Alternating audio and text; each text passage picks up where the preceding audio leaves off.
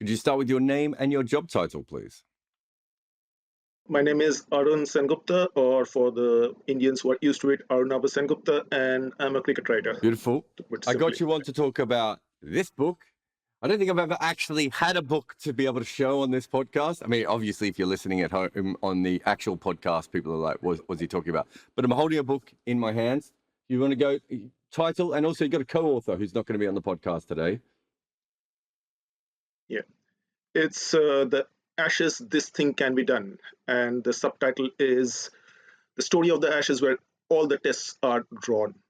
And that's because it's illustrated history of the Ashes. And my co-author is Maha, who was the artist, who is more or less cricket agnostic, but she has done an absolutely fabulous job. Cricket agnostic. Best place to start. Thanks for coming on. It's a fascinating book. I don't know when I got it. It must have been a couple of weeks ago. Somehow I have managed to keep it away from my son, who will be absolutely obsessed by this book. A bit of Dennis Lilly, if anyone needs it. He's already obsessed with comic books. It's not quite a comic book, is it? It's more like an illustrated history. But absolutely very, very, very well done. And it goes all the way back to the start, of course. Is that Winston Churchill? There you go. How many cricket books have Don Bradman next to Winston Churchill? There you go. So everyone listening to this podcast at the moment is like, why can I just hear rough leg? But that bad luck. That was for the YouTube page. But I thought, it is a history, which is, you're a historian, very, very well respected historian. I think we had Abhishek on our podcast talking about your last book before this. Was it the Cape Town Azharuddin and Sachin Tendulkar book? Yeah, that was co-written by Abhishek and me. Yeah. And so I got him on for that one, and you've got you standard format. So I got him on for that one, so I'll get you on for this one. But you're very well respected. You've written lots of different books. Where did the idea for an illustrated book on the history of the Ashes come from? Well, we were actually working together, the illustrator and me. We are working together on a particular website where we started fiddling around with the history that can be grasped by everybody. Like history can be pretty intimidating for a lot of people, especially the people bred on Twitter. Anything more than 140 words or 140 characters, that can be a bit intimidating.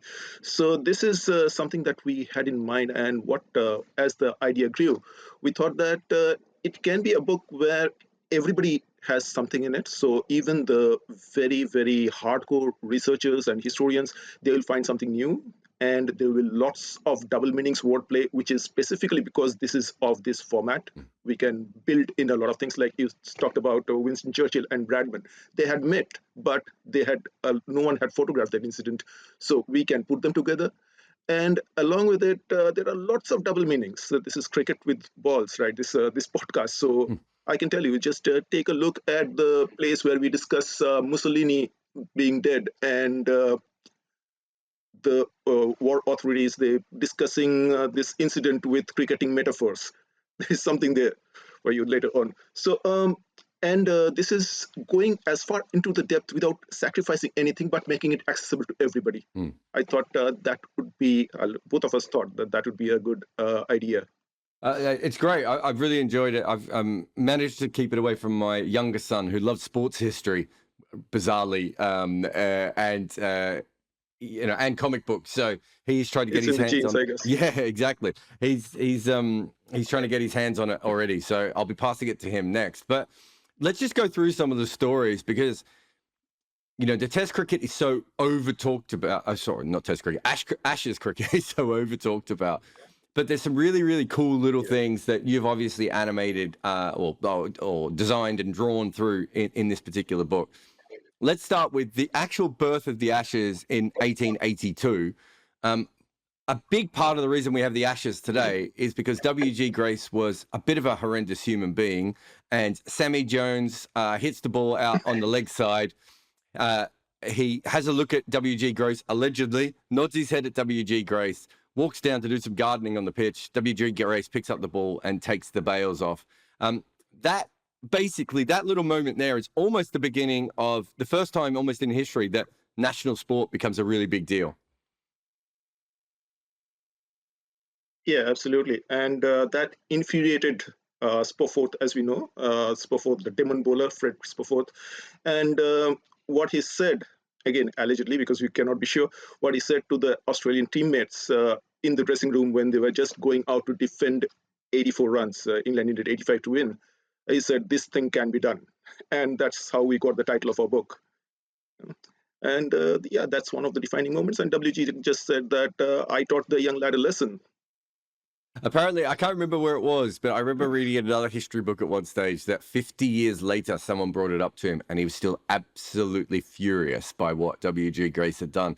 I think that, you know, I suppose it's not quite a sort of a man-can incident, is it? It's but it's a bit more like I'm trying to remember. Was it when the New Zealanders took the bails off when Kumar Sangakkara, when Murali and Kumar Sangakkara were celebrating the his 100? It's like it's one of those sort of grey areas, but at the same time, I think you and I would probably both agree. Don't leave your crease would be the most important thing here, especially when the ball is still live.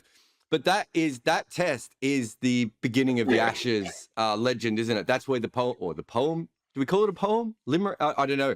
The original mention of the Ashes really come from, isn't it? It was actually a mock obituary, you can say. Mock obituary that English cricket is dead and the Australians are taking the Ashes away. And that's where he end as well, that the Ashes itself is dead now. What to do about it after this current series, 2021-22 series? Yeah. No, exactly. I think yeah, sorry, go. No, please go ahead. The next question.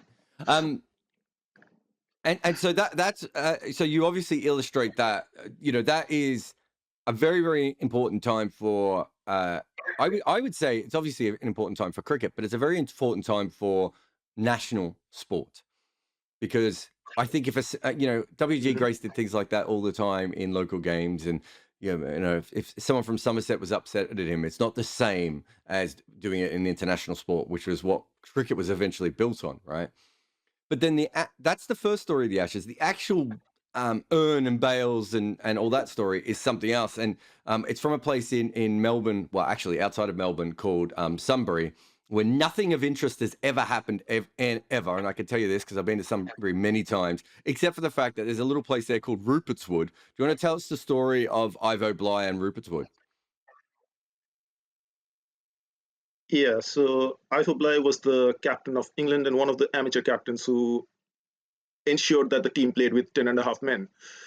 He hardly did anything of particular note in the cricket itself, but he fell in love during that tour, and fell in love with the governess who was working at Rupert's Wood for a grandee who owned the mansion, and her name was Florence Murphy. And so he was wooing her and courting her, and when the third test ended, the Melbourne ladies presented this Ivo Bligh with the urn, and some say it was the burnt bale, some say it was the burnt ball, and some even say that it was the veil, the veil that Florence wore. No one is sure, but that was the symbolic urn, and people are crazy about that today. There is one particular place where we depict this in the book, and there are two onlookers who are fictitious, who say that one of them makes a tongue-in-cheek comment that this Ivo is standing with Florence, and this is where the captain actually scores. And the other says that it's 1882, innuendos are 100 years away. But we also point out that one of the earliest lyrics of cricket had an innuendo called Madge, and that was way back in the 17th century. So there are lots of nuggets which one can discover in the book. Yeah, and it really is important to note how random that Sunbury and Rupert's Wood are such a big part of cricket, considering all the big cricket grounds that it's ever been played on. And Absolutely shocked. As someone who grew up around the corner, or not too far down the road from Rupert's Wood, I didn't even know when I was a kid that that's where the whole thing started. So it's so bizarre, but I suppose cricket's so bizarre. And talking about so bizarre, here's one that is one of my favorite stories ever. But I'm going to let you explain it the way that you do in the book. Ted Pooley, who was the Surrey wicketkeeper and should have been England's first Test wicketkeeper, but he wasn't because. Yeah, so Ted Pooley, he was supposed to be the wicketkeeper in the great match, as it was called, which went on to become the first Test match in 1876-77. It was actually 15th March 1877, and that's Ides of March and all that. So he was in a prison in New Zealand because he had fallen out over some uh, betting-related complications. And we all think cricket was so pure, so pristine, and people played for the glory, and they were just about to sprout their wings as angels. But it was all full of this sort of incidents all the time. And talking about that, 1877, when the first Test match was played, that was before the birth of Ashes. But we still covered that. We actually say that we are not going to cover all these things, and we talk about all those things. And even WG going to Australia in 1874 on his honeymoon, actually, and earning a lot of money as an amateur, all that we cover. Yeah, I mean, the Ted Pooley story, it's incredible because, as you say, it's before the Ashes, it's the first Test, but at that stage, they didn't even know it was the first Test because there'd been many matches called a Test at that stage. So he didn't know he missed out on being England's first Test. But the match fixing stuff is so fascinating, or the corruption stuff, I should say, is so fascinating because Pooley was the umpire in the game, and he was also betting on the game that he was in. It was I don't think it was a first class game even, was it? I think it was just a tour game. It's just a tour game against odds, against the odds side. Yeah, so was there 22 players on the other side or something like that? Yeah. And what he realized was if the other team was so bad they needed 22 players, he bet on the Ducks. Yeah, so bet on the zero. Because he knew that there'd be a lot of players that couldn't play. So he bet on the Ducks. And of course, then he was umpiring, so he probably gave out a couple of them as well. And that's when the whole problems came about. And then he attacked the man who owed him money. But just a fascinating, again, a fascinating, really early side. And as you say, and you're really good at covering this in the book, that you talk a lot about the money side of things, which is, for me, when I think when the English, sorry, pardon me, mate. I think when the English people wrote the history of cricket, the money side of it was a little bit more airbrushed out of history. Whereas I think when us Australians and you Indians and some of the West Indians write about it, the money's right there in the front. Yeah, it was more like, as we point out in the book, it was the post-war, that is post-Great War period, when people, whenever there is a tragedy, when you look back and you think that all that happened before that was absolutely great, absolutely pristine. So post-war ethos of cricket, of Plum Warner and then Neville Cardus, obviously, they try to paint the picture that cricket was such a glorious game with glorious amateur tradition and all that. But again, it was full of these conflicts. We have covered throughout the 19th century professionals trying for more money, more pay, and amateurs actually. There is a scene where WG takes his team to Australia in 1891 again, and there somebody saying that our allowance won't cover his wine allowance, our fees. So he will drink enough to sink the ship. So all these things happened, and there were rebellions, like people refused to pay, and even in the Australian side they were bickering about money. Sometimes they had to field second 11s or even worse, cricketers, because the main cricketers were not satisfied with the money. And this money problems actually came to a head when the Australian Cricket Board was formed, and that ultimately became the Big Six issue, when six of the best cricketers, starting with Clem Hill and Vic Trumper and all of them, they just refused to tour. And in the first ever Test tournament that happened in 1912, Australia fielded a second string side. Yeah, I mean, so that triangular is, I suppose it's the first major triangular in cricket. I'm sure there'd been domestic versions of it, but certainly from a national point of view, Australia, England, and South Africa. South Africa had just got good. You cover them in the book, the leg spin, and the wrong and Bosey specifically. But that triangular was an absolute disaster. You've got that in the book. I think it's worth mentioning because it's also where we get the ICC from. The ICC comes out of course, a complete shit show. No one's going to be surprised there. The Australian players, I mean, you say they refused to go. It's kind of, we'd probably call it a strike now. Victor Trumper was seen as this pure person, but went on strike because he wasn't being paid properly. The Australian 11 was very poor, but also, if I remember correctly, was there not a little bit of rain on that series? It's an understatement, a little bit of rain. It was the rainiest summer for like 100 years or so. And like so many matches were washed out. And actually, I mean, these googly bowlers, they did not really like the soft English wickets, and they didn't perform. And some of them were over the hill as well. So ultimately, it was a mismatch. The South African tests were not really very well contested. And by the time it was all over, like people were praying that it would be over soon. And if there was more rain and it dragged on, that would have been the end of cricket. I mean, it's incredible, isn't it? The only thing that lasted out of that stupid series is the ICC, which haunts us to this day. But that's for another book for us. Imperial Cricket Conference at that time. Yeah, so. Exactly. I mean, the name is. I mean, if you take away the word cricket, it sounds like a Batman villain, the Imperial Council. Let's go back. There's some really fascinating things, some that I knew about and some that I hadn't heard about. One was, I don't think I knew about this till I was reading your book. Billy, you've written in the book that Billy Murdoch took a catch against his own team. Yes. Take me through that. Yeah, so WG was off the ground, and he was Billy Murdoch was substituting for him.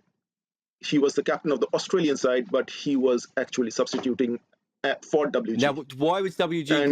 Why was WG off the field? Was he doing another business deal, or just having a rest, or? That I really have to look up. I just wondered. Is it a Juna Runatunga moment? I think it was just. I think he was just called away, either injury or he had some patient to look at. But he was off the field. That's that's the crux. And Murdoch, like those days, it was not so formalized. Even though Test cricket had officially started, no one really started calling them test matches until a lot later. And the T of the Test matches became capitalized only in the 1890s. So in the 1880s, it was still like an informal atmosphere, and WG and Murdoch were great friends. And Murdoch just substituted without really thinking. And we also have to take into consideration that when there were matches those days, often only 11 people played. When Australian 11s traveled to England, there were often actually 11 people and a manager. And the manager sometimes came into play, like Charles Beale. He came into play some matches because people were injured and all that. So that was also a constraint that they had to deal with. I mean, we've moved so far. We've moved so far in cricket that we're still at a point. I think when Ireland were in the West Indies, their batting coach obviously had to play in a couple of games for them. So it still occasionally happens, but it is phenomenal to see that. Is that the only time in history that someone has caught someone on their own team? I can't imagine it happened that often. No, it has happened. Like even in India, it did happen. I think Hanuman Singh actually substituted for the English cricketers for some time. If I'm not getting my Kripal Singh and also did that. So sometimes, especially when you were coming to India in the 1950s and 60s, the foreign teams did have this tendency to pick up this stomach bugs, and you needed a lot of replacements. So there was one time when Henry Blofeld almost played a test match because of that, because so many people were indisposed. So at that time, the Indian captains did allow their fielders to field for the others as well. So yeah, that has happened from time to time. It's not the only incident, but taking a catch for them, that's in a test match. That was the first time, and I think it's the only time. Absolutely brilliant. Fred Tate is another story that I don't think enough people know the full Fred Tate story. You obviously you got a couple of panels on it in the book. Take me through Fred Tate and I suppose his son eventually. Yeah, so Fred Tate, he was a decent bowler um, in county cricket, but he was not a good fielder at all. And what had happened was England were, the teams were locked in a very close tussle where every run was vital. And Joe Darling, the Australian captain, he was at the crease.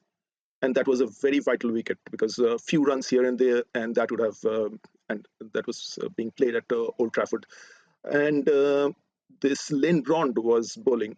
And because Darling was a left-hander, um, he needed he was a leg spinner. Len Brown was a leg spinner. He needed somebody good at deep mid wicket, and but the field had changed over, and McLaren wanted to the English captain. He wanted to complete the over quickly.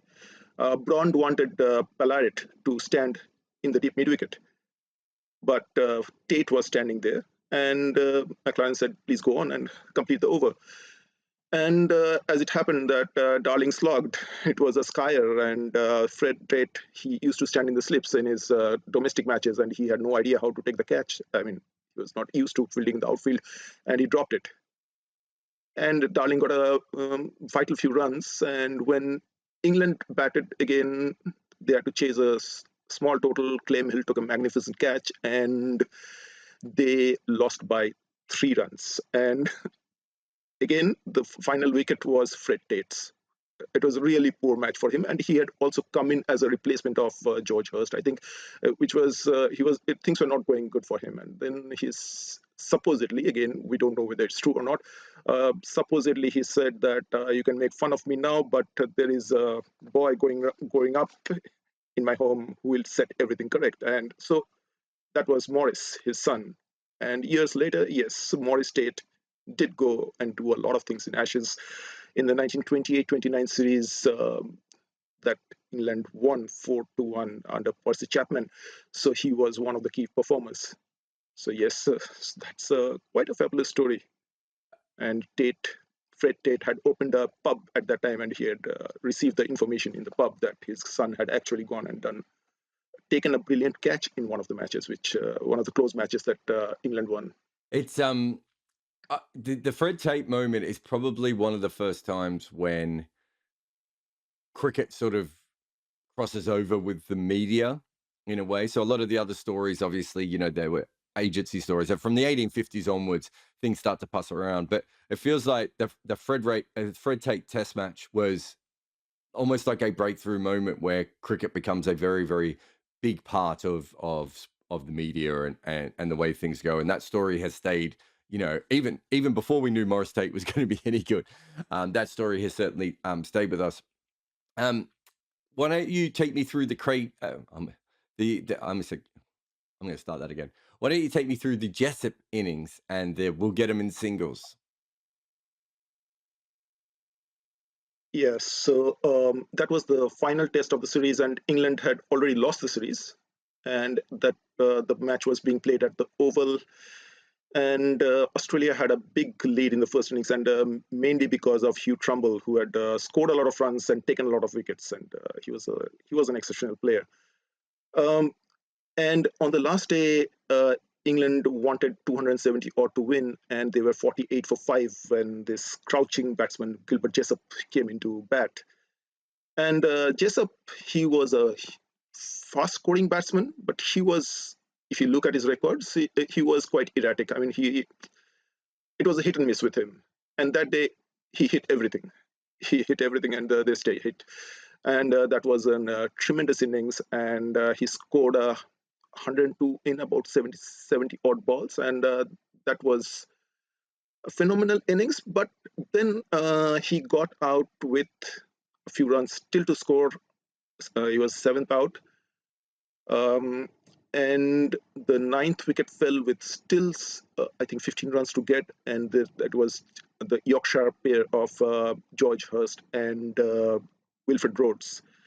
And George Hurst was a genuine all-rounder. Wilfred Rhodes, we must remember, he came in at number 11. Later on in his career, he became an opening batsman and partner Jack Hobbs and all that. But at that time, he was decent with the bat, but not really an all-rounder. And the legend is that they said, let's get them in singles. And they took England to victory, and that was a famous victory by 1 run. However, when David Frith met the old Wilfred Rhodes just a few years before his death, Wilfred Rhodes told him that we didn't say we'll get them in singles. We didn't use the word singles. And who knows, we might have got a 2. So these are all legends which have stuck to the game, but many of them are apocryphal. No one really minds unless it is harming somebody. But that is, and we capture both the incidents, like let's get them in singles, and actually that it didn't happen. We also say that because we show Rhodes actually talking to David Frith. So we have captured plus everything, including the innings. And that had another particular effect on English literature, which we cover in the next page, that P.G. Woodhouse was working in the Hong Kong Shanghai Bank, and he had just come to see the morning session. And just as Stanley Jackson and Jessop were getting their partnership together, he had to leave because his lunchtime was over. And he writes in one of the versions why he gave up his job this was the reason why he gave up his job and became a writer. There is another version when it says that he wrote a short story in one of the numbered pages of the ledger, and he was called and summarily dismissed. But so whatever it was. But this match was really one of the memorable. Yeah, matches. I mean that whole series, because of the Tate match and that, it's even though the test matches are really, really close, even if the series doesn't quite end up as close. It's a fascinating little series. Up until this point, W.G. Grace is still very much with us and very much a part of cricket, even if he's no longer playing test cricket. This is going to shock a lot of people, but I've written about this a few times before. At this point, Australia was like the plucky underdog, and everyone really liked Australia. That changes realistically after World War I, when a bloke called Warwick Armstrong comes along, the big ship. You've got a very good drawing of him as a ship in your book. Explain. I mean, I've always said that Warwick Armstrong, in 2 different ways, is the beginning of Australian cricket as we sort of know it, as in the sledging, the abuse, the arrogance, and also he had 2 great fast bowlers that he used to completely bomb out England as well, which wasn't something that happened before. But take us through Warwick Armstrong and the impact he had on the Ashes. Yeah, long before the 1920-21 series, when Warwick Armstrong's captaincy came to the fore, and he was literally the big ship at that time. He had grown in size and stature every way. But long before that, in 1909 series, his professionalism and his what some people will call that real Aussie spirit came into the fore, because that time Frank Pooley was making his debut.